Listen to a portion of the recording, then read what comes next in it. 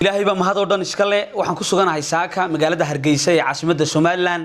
aniga iyo Qaasim waxaan ka soo jarmaadnay saacadii hore saaka magaalada Boorame ee xarunta gobolka Awdal Qaasim subaxani saaka walaalo muxsiniina ayaa aanu u imanay oo lacag guddoonsinay xadiga lacagtaasi waxay dhantahay $4,000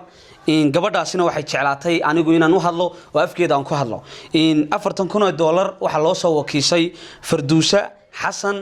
Sheekh Maxamed oo waqti xaadirkani aan gurigeeda ku suganahay Farduusa lacagtani waxa uu soo wakiilatay walaal muxsinada waa Qadiija Xaaji Daawud oo joogtay Ingiriiska oo walaalahaasi muxsiniinta lacagtaasi ay yiraahdeen walaalka Qaasi naga gaarsi iyadna Farduusa soo wakiilatay Farduusana anigay tiri afkayga ku hadal in hadii aan ni kala sheego xadiga lacagtaasi oo dhan $4,000 cid soo kala dirtay in hablo muxsiniina waxay soo direen oo ay la soo baxeen lacag tirada cadadkeedu ay gaarayso $682 walaalo kale oo muxsiniina oo reer Birhami waxay la soo baxeen lacag tirada cadadkeedu dhan tahay $1,760 iyo 84 senti in walaalo kale oo muxsiniina oo ku midoobay group la yiraahdo Gurmad waxay la soo baxeen $800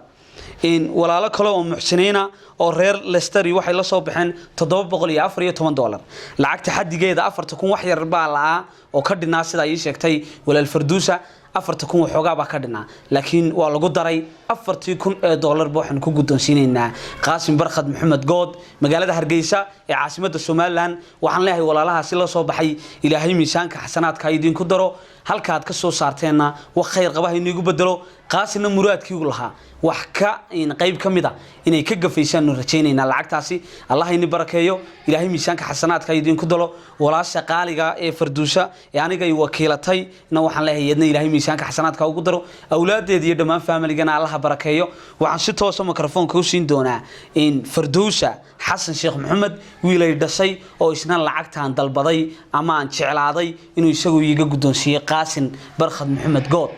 magacaygu waa Khalid Rashiid Daahir lacagtan waxa ay wakiilatay hooyadii si aan u guddoonsiyo Qaasim iga guddoon Qaasim hayola hay ilaahay ma iskale maxay mahad kadib halka walaalahay maanta waxay ku guddoonsiyeen lacag dhan $4,000 ay guddoonsiyeen halkaana dhaxay waxaan ilaahay uga baraya cid walba oo ka soo qayb qaadatay